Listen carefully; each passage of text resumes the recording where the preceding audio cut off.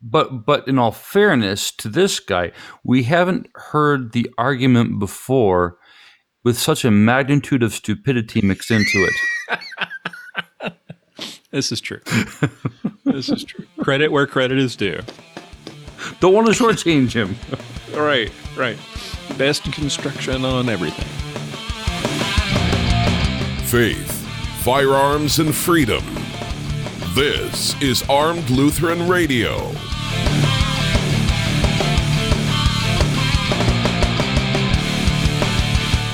Hi, folks. Welcome to Armed Lutheran Radio, a show about guns, hunting, competitive shooting, the natural right of self-defense, and what God's Word says about the issues surrounding gun rights and gun ownership. I'm your host, Lloyd Bailey, the Armed Lutheran, and this is the long-awaited episode number 205. Welcome to the show. So glad to have you here with me, sharing another week of Armed Lutheran goodness. For those of you new to the show, welcome aboard. Thank you for making Armed Lutheran Radio a part of your week. For those of you who are longtime listeners, you know that this episode was supposed to have been released last week, but due to an illness, had to be abruptly rescheduled. Diverticulitis is just not as fun as it sounds. I know that must be a surprise to many of you, but it just isn't. But thank you for all of you regular listeners and Gun Club members for your patience and for your prayers and well wishes. I really do appreciate it. It was not a fun week, but it's good to be back in the saddle, ready to roll. So much has happened since the last time we met. That we had the Virginia Gun Rights Lobby Day. We had the March for Life. Shampeachment is now starting to wrap up, I think. SHOT Show, of course, in Las Vegas, which our own Mia Anstein attended and will be reporting on today. Hopefully she didn't come home with the SHOT Show flu.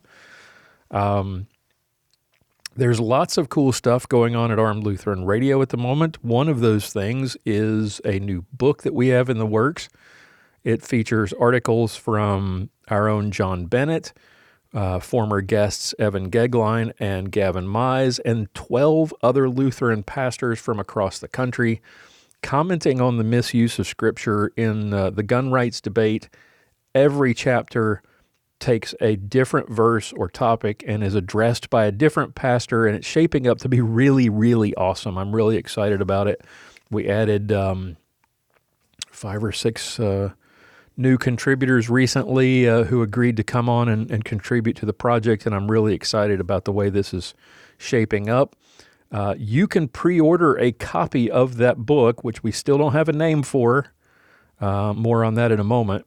For $15, you'll get a signed copy of the book. You'll get your name on the back cover and a chance to help select the title. I'll have a link in the show notes, or you can go to the website. Click on the shop button at the top. That's at armedlutheran.us. Look in the menu at the top, click on shop, and then look over to the right and click on books. And you'll find it there, along with all the other Armed Lutheran books in our catalog. The new book should be coming out in the second quarter of 2020, so in the next 4 months or so. So really looking forward to that. There's lots of stuff to discuss at our next online hangout. The January edition, I apologize, had to be canceled again due to my illness. That was supposed to happen last Saturday, and that got scrubbed as well. So we'll put together our monthly hangout for February, and I'm sure there'll be plenty to talk about by the time we get back together. If you would like to join that next online hangout and connect with like-minded folks and members of the cast of the show, Mia Anstein and Sergeant Bill and Pastor Bennett and myself, come join the Reformation Gun Club. Armed Lutheran Radio is a listener-funded podcast, which means that we don't have any advertising, so there's no ads to interrupt your listening experience. But that also means that we have no source of funding except for the good people who value what we do and provide for us through their donations. Awesome people like Calroy and Kathy Patton and Jeremy Saylor and Paul Metzger and many more whom we really appreciate. And you could be one of them and take advantage of all the different benefits that we make available to members of the Gun Club. It's our membership site on Patreon.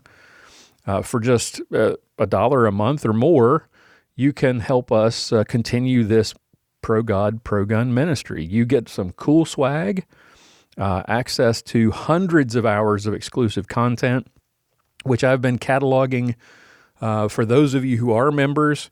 You can go to armedlutheran.us/gun club, and you can see the member content. If you're not a member, you can't access it, but you can see all the different things that we've got.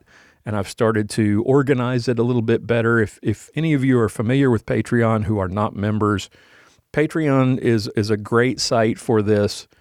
It just makes it it's not really easy to sort and index and find things. And we have so much content available on the site. So what I've done is I've made an index of all the content on Patreon, listed it at our Reformation Gun Club page there at armedlutheran.us with links to the site or to the content on Patreon. So you can go to that site, you can go to our website, you can find the article you're looking for, you can find a particular, hey, I want to see what Mia says about big game hunting. I want to see what Sergeant Bill's tips are for increasing my accuracy or improving my draw speed. I want to get our former contributor, Aaron Israel, I want to hear his tips on personal safety, or I want to go back and I want to listen to some old bloopers. You can find all that stuff at our website, and then click on the link and it will take you over to Patreon to the content there. And if you're a member, you can listen to all of that content. Like I said, hundreds of hours of stuff. Some of it is exclusive for Patreon members. Some of it we never released on the podcast. And more and more stuff is added every week.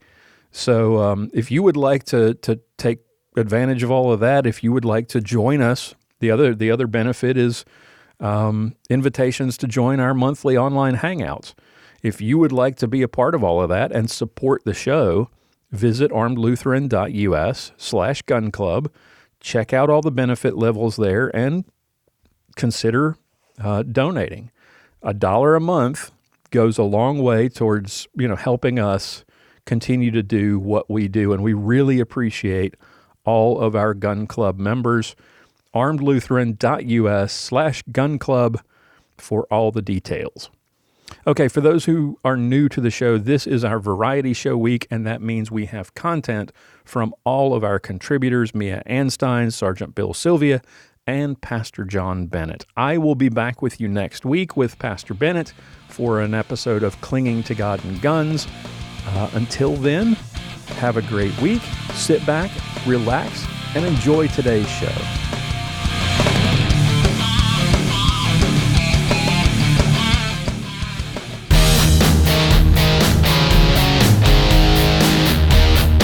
Time now for another Ballistic Minute with Sergeant Bill Sylvia.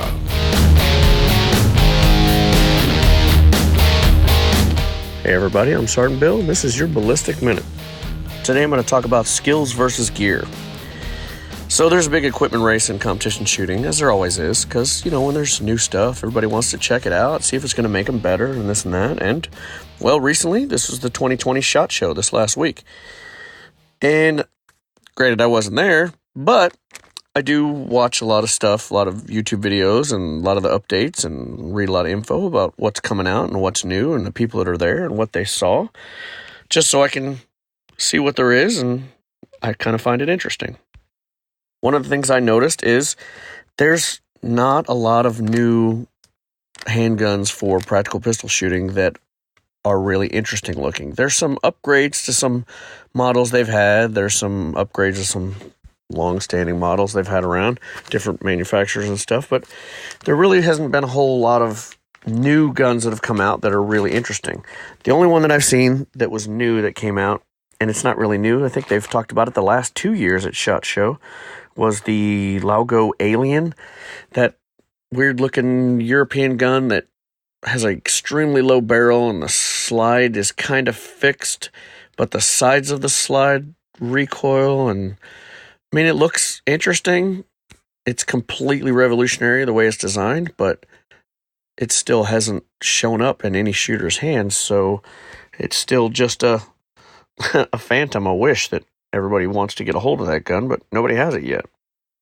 Besides that new design, there's not a whole lot of stuff that I've seen that I think will improve shooters in their standing just by changing guns. And remember, most of the time, better guns don't equal a better shooter. Most of last year, I was competing shooting with a SIG 320 X5, and near the end of the season, I got one of the heavy tungsten grip modules and put it on there, which made the gun pretty dang heavy. And I shot a lot with that, and I enjoyed it. But looking back at the season, the way I was shooting before and after getting the heavy grip, turning that lightweight plastic gun into a heavier plastic gun, very heavy plastic gun, it didn't really change a whole lot. Did it help me manage recoil a little bit better? Yes. Did it make me a better shooter overall? Not really. I think it improved my confidence level with that gun, but looking at my scores and my accuracy and stuff like that, I didn't see big differences.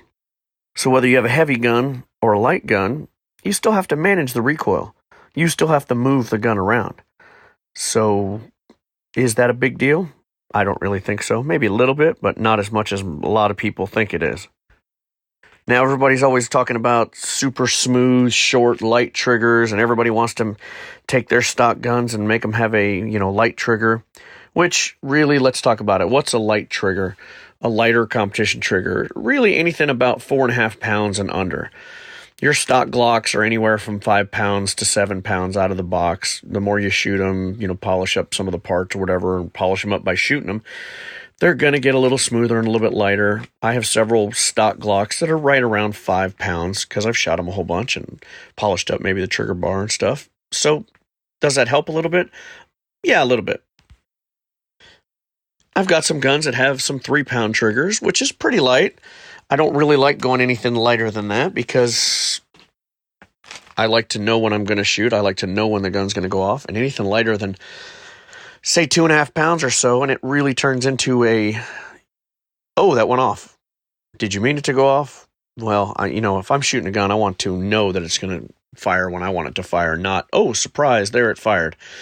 Do some people say the surprise break makes you a more accurate shooter?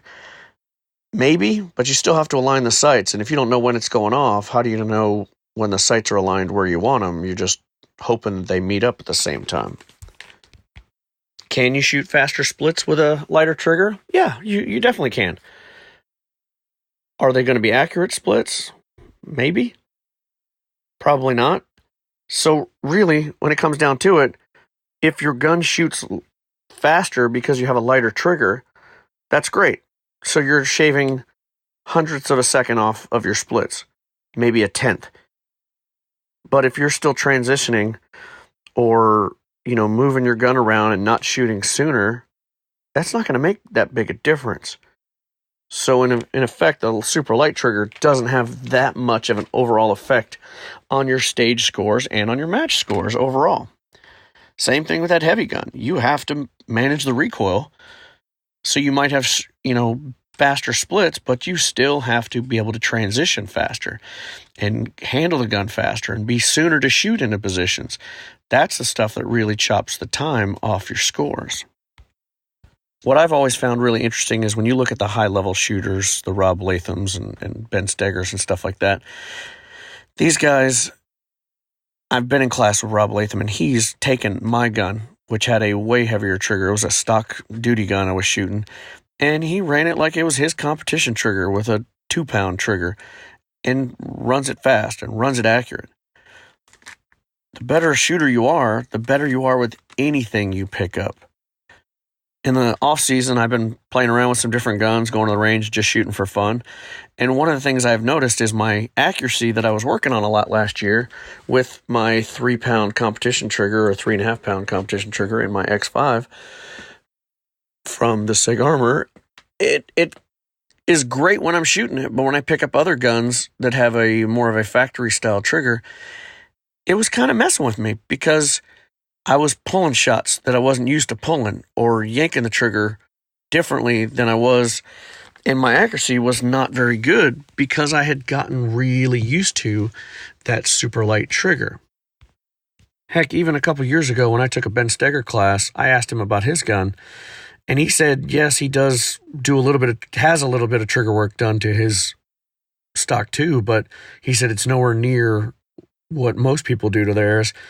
I mean, because he was used to running a double action, double single trigger of his Beretta, and that he shot for years before that, and he doesn't really like them super light because, like I said, he wants to know when it's going off. So I guess the bottom line is, can you run out to SHOT Show or run out to your favorite gun store now that SHOT Show's over and buy the latest, greatest gun and gear and suddenly be that high-level shooter that you've always wanted to be? No. You probably can't. Will it help you a little bit? Maybe get some stuff out of the way in your shooting, make it a little bit easier? Yeah, probably will. But the main thing that's going to make you better is practice. Good shooters with a good skill set can pick up any gun, whatever gun, adapt to it, and run it, and have no problems shooting it well, shooting it accurate, shooting it fast. So unless you're shooting for a sponsor or a team that says, hey, you have to shoot our equipment, which most of us are not, shoot whatever you enjoy. Shoot whatever gun you like. If you want to get some trigger work done to it to smooth out the trigger and make it a little bit better for you, that's great. If you think you have to lighten it down to where it's not igniting certain ammo because the primers are too hard and it's not strong enough to light them up, then that's ridiculous. Find a gun you enjoy, make sure it's reliable, has good sights, practice with it, and go have fun. That's the whole reason why we're doing this, right? To get better shooting guns and to have fun. So, keep practicing, have fun. We'll see you next time. I'm Sergeant Bill. This has been your Ballistic Minute. Sergeant Bill Sylvia is a veteran of the Dallas Police Force and a masterclass competitive shooter. You can check out his YouTube videos at armedlutheran.us/Sergeant Bill.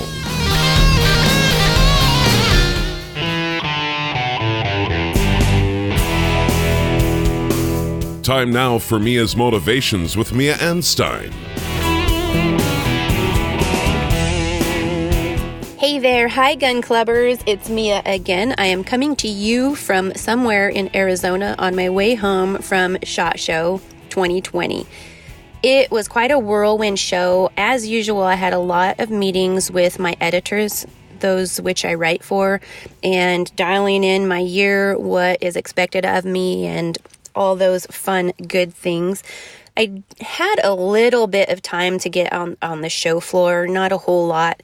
I did take the National Shooting Sports Foundation. If you follow them on Facebook, follow their SHOT Show page.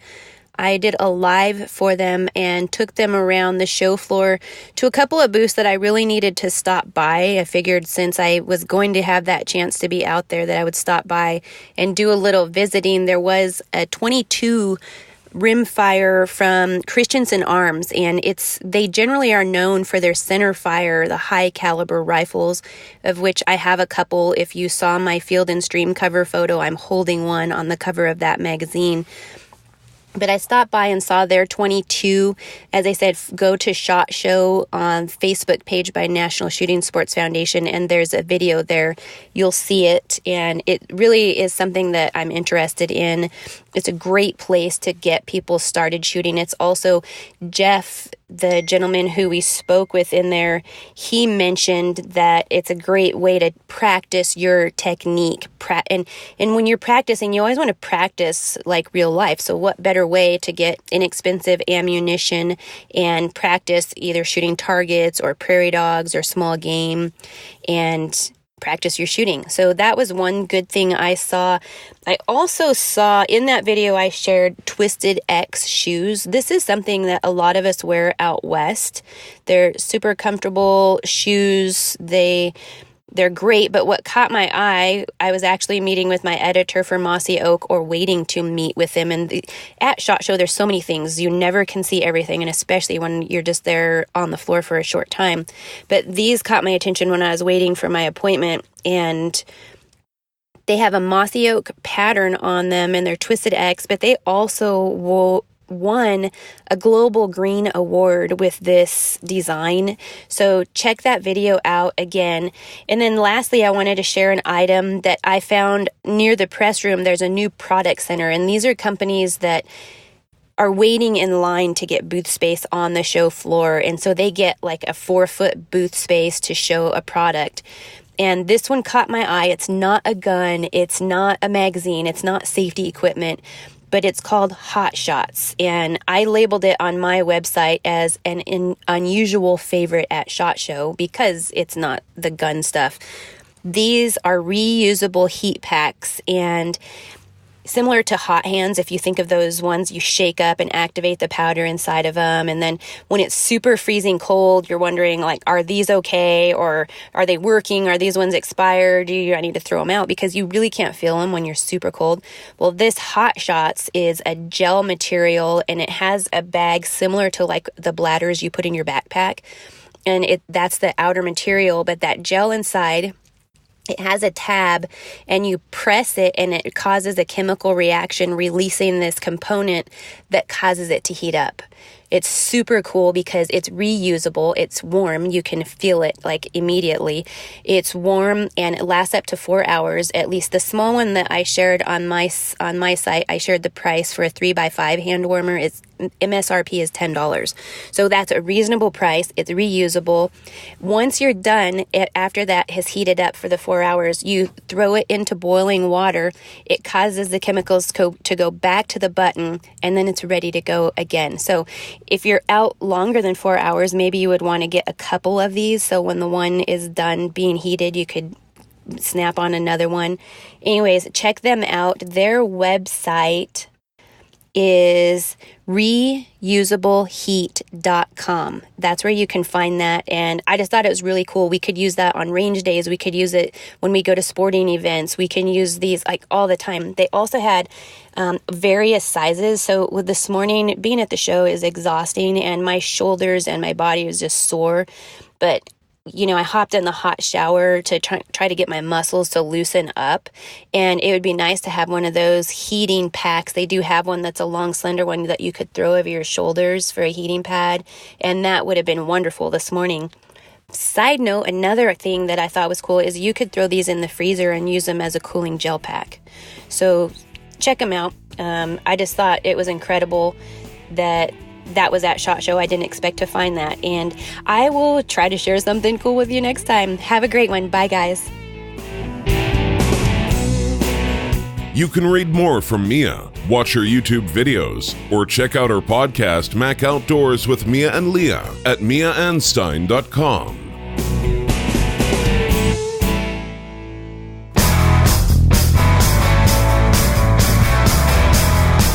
It's time for Pastoral Pontifications with Pastor John Bennett. Hello and welcome to another segment of Pastoral Pontifications. This is Pastor Bennett, the sideshow Bob to Armed Lutheran Radio. If you listen to my last segment, I started out complaining about my current situation with a hip surgery that I had just 2 days after Christmas. Well, not quite complaining, but you'll have to listen to this segment if you haven't listened to it already. And with this hip surgery, one of the things that I've had to be on is crutches. And one of the things about crutches is that they're terribly uncomfortable. You really move slowly. And what I found out over the course of the last 4 weeks is that people go out of their way to actually help you. Just as an example, today is actually the first day that I'm able to be putting weight on my leg. And as I was walking back to my car at the gas station carrying a box of donuts, a man asked if he could help me to my car. And I was doing just fine, so I declined. But that's just an example of how people have gone out of their way to be courteous, to be kind. And this got me thinking.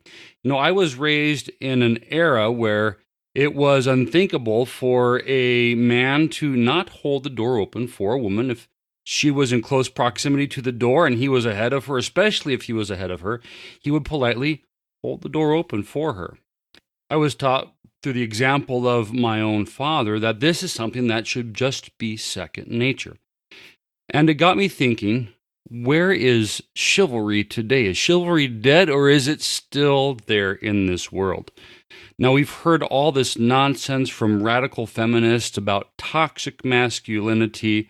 We've even had cases recently, very sadly, where we've had some mothers, it didn't happen in this country, one case was in Mexico, the other was in South America somewhere, where mothers actually killed their own sons because their sons refused to acknowledge the identity of female that their mothers were imposing upon them. A lot of this is because the women didn't want to have sons who were masculine. They didn't want to have sons. They wanted to have daughters because of all this horrible nonsense about toxic masculinity. So today I wanted to talk about masculinity. What is proper masculinity? How can we as a society regain a proper understanding, a proper respect for the role of men within society? Now, I think back to it even was in the 80s, especially during the 90s. You take a look at your average sitcom. You had Homer Simpson portrayed as this complete moronic buffoon. Before that, you had shows like Married with Children, where you have Al Bundy, who's just this sexist pig who's absolutely worthless for anything except for selling shoes, and that one football play he had in high school that he was famous for. If you don't know what I'm talking about, you're probably better off without having any knowledge about Married with Children. Not exactly the best show on television for its day. Men have been put down in society for a very long time. And the consequence of that is some have abandoned any attempt to portray proper godly masculinity in society. We are told that women are just as strong and capable of men in every detail, which, as a matter of simple biology, men and women are physically built different. It is absolutely scientifically false to make the claim that men and women are equal in every respect. The role of men has often been that of protector and provider, while it is women who are the nurturers, the mothers in this world. And yet we are told that there's no difference between men and women. We are told that you can identify as whatever gender you want, even though if we look at the scriptures and we look at nature itself, it is very clear that from the beginning of creation there have been just two sexes, male and female. With all the condemnation that society and radical feminism has shoved down men's throats for the last 2 to 3 decades, it's no wonder that we have a problem in society with men not knowing how to be men. We see how young men in their teenage years are assaulting women without any thought of it not being acceptable to do that. We see how in the transgender movement, men, biological males who now suddenly miraculously identify as the opposite sex, are competing against women and completely dominating in those sports, which goes back to the physical scientific difference between men and women. Men have more bone density. They have more muscle mass. They are built differently. One of the most egregious examples that I can think of is the MMA fighter Fallon Fox. I have no idea what his birth name is, but this is a man who identifies as a woman who gets paid to beat the living daylights out of other women. There have been some female MMA athletes who have flat out refused to compete against him in the arena because of the unfair advantage he has of being biologically male. So how do we get to a point where we are making sense of this world? We have this problem where, yes, we can say that there is quote-unquote toxic masculinity in our world, but this is a problem that society itself has created by condemning proper, traditional, godly masculinity. So how do we reclaim this for our society, for our world? It all starts in the home. We need fathers who demonstrate to their sons what proper masculinity is, setting an example of what it means to be a responsible provider for your family, setting the example of what it means to respect women, especially your wife, the mother of your children, of setting the example of being the defender of those who are not capable of defending themselves, and so forth. Fathers, raise your sons to have it be second nature for them to hold the door open for a woman. And this goes to both mothers and fathers. Raise your daughters to expect these qualities out of the men in their lives. Except for cases where people aren't behaving themselves, it should never be appropriate, never be acceptable in polite society for men to disrespect women. If we raise our daughters to never put up with that nonsense, God willing, this will lead them to make right, good, responsible decisions when it comes to who to date, who to marry, and so forth. The point is, it all starts in the home. If we look at the examples of gang activity and inner city violence, how much of that is a result of there being no good male role model for these young men? And so what do? They look up to the examples that they find within their community, the examples of gangbangers and drug dealers and the like. As citizens within this world and within this polite society, we can make a difference, one person at a time, one child at a time, raising our sons and our daughters to be godly people in this world. Well, that's it for this time. I hope you enjoyed this segment. If you have any questions, any concerns, any criticisms, hopefully no criticisms, but we'll take those anyway.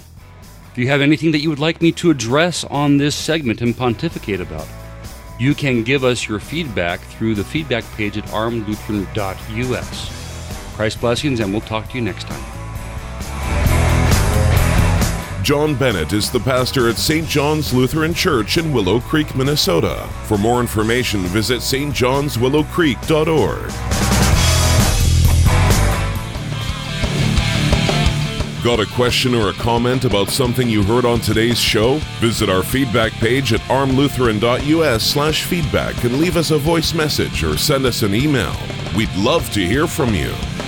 For show notes, be sure to visit our website at www.armedlutheran.us. Check out the Facebook page, The Armed Lutheran, or join our Facebook group, Fans of Armed Lutheran Radio. If you like what you hear, please leave us a comment on our feedback page at armedlutheran.us/feedback or a review on iTunes and let us know what you think. Thank you for listening to Armed Lutheran Radio, a member of the Self-Defense Radio Network.